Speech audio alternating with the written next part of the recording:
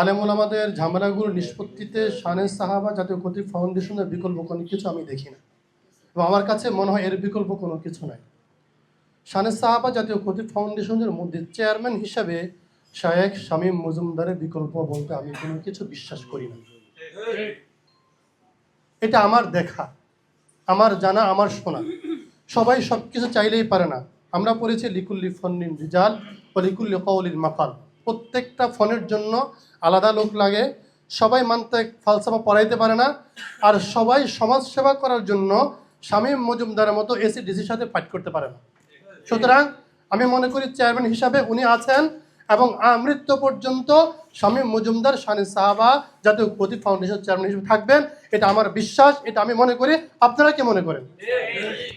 2 নম্বর, আমি বেশ কিছুদিন ওনার লেখাগুলো পড়ি, আতিকুল্লাহ বিন রফিক, এবং কমেন্টস করার চেষ্টা করি। উনি বলেন সংস্কার পেলেন। আমি ওনাকে লিখেছি, আপনি সংস্কার করার কে? যে বৃক্ষরোপণ করেছে সে চাইলে ডাল কোনটা রাখবে কোনটা কাটবে এটা তার ব্যক্তিগত ব্যাপার। আপনি সংস্কারের আওয়াজ তোলার কে? আপনি আমাকে বলেন, আপনি কে? যদি সংস্কার করতে হয় শায়েখ শামীম মজুমদারকে ছাড়া সংস্কারের কোনো চিন্তা আমরা করতে পারি না। যদি সংস্কার করতে হয় উনি ডাকবেন, এবং সংস্কারের জন্য কাকে ডাকবেন সেটা উনি চুজ করবেন, উনি নির্বাচন করবেন। আমরা তাদেরকে নিয়ে কোন কোন বিষয়গুলো সংস্কার প্রয়োজন আমরা একসাথে বসবো, একসাথে সংস্কার করব। আপনাকে আমরা সংস্কারের জন্য ইনভাইট করি নাই, এবং ফিউচার আমরা করব না, আমরা আপনার সাথে থাকবো না। সংস্কারের জন্য আমরা শামীম মজুমদার আছেন, এবং মহাসচিব সাহেব আছেন, এবং সাংগঠনিক সম্পাদক সাহেব আছেন।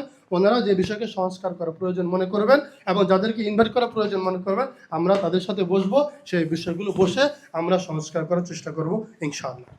নেক্সট 3 নম্বর, আমরা ঢাকা, কদমতলী, শ্যামপুর, ডেমরা এবং যাত্রাবাড়ি 4 থানার সদস্যবৃন্দ আমরা এখানে আছি, নেতৃবৃন্দ আছি।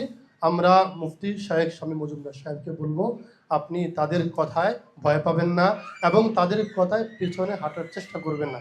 চামচিকার নিন্দা যদি আজ পর্যন্ত সূর্য ওঠা বন্ধ হইতো তাহলে পৃথিবীর কোনো মানুষ সূর্যের আলো পেত না। তাই চামচিকার নিন্দা আপনি পিছু হটবেন না, আপনি সামনে বাড়েন। আমরা 4 থানার সমস্ত লোকজন, সমস্ত ওলামায়ে কেরাম আপনার সাথে, আপনার ডানে, আপনার বামে, আপনার সামনে, আপনার পিছনে থেকে আমরা আপনাকে সর্বাত্মক সহযোগিতা করার ওয়াদাবদ্ধ হচ্ছে এখান থেকে। আপনারা কি বলেন? হ্যাঁ, আমরা আপনাকে চাই এবং আপনার পাশে আমরা সর্বক্ষণ। রাত 3টায়, রাত 2টায়, সেদিন আপনি আমাকে যখন ফোন করেছেন আমি আনন্দ চিত্তে 1 মুহূর্তের মধ্যে আপনার সাথে আপনার পাশে গিয়ে দাঁড়িয়েছি।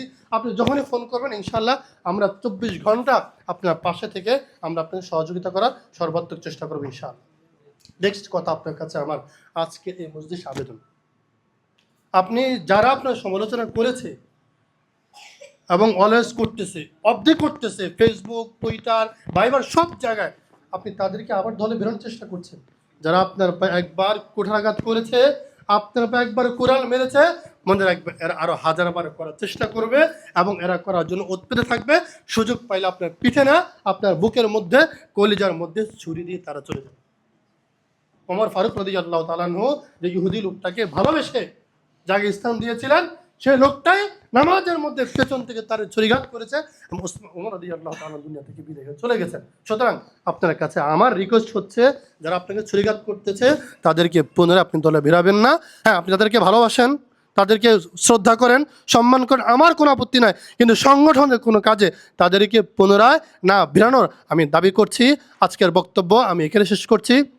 সর্বশেষ, সারা পৃথিবীর সব জায়গায় যেখানে শানে সাহাবার কমিটি আছে, সারা পৃথিবীতে আছে, আমি সব জায়গায় সবাইকে কথা বলছি, আমরা কদমতলী, যাত্রাবাড়ি, শ্যামপুর এবং ডেমরা জোন আমরা এখানে আছি এবং থাকবো।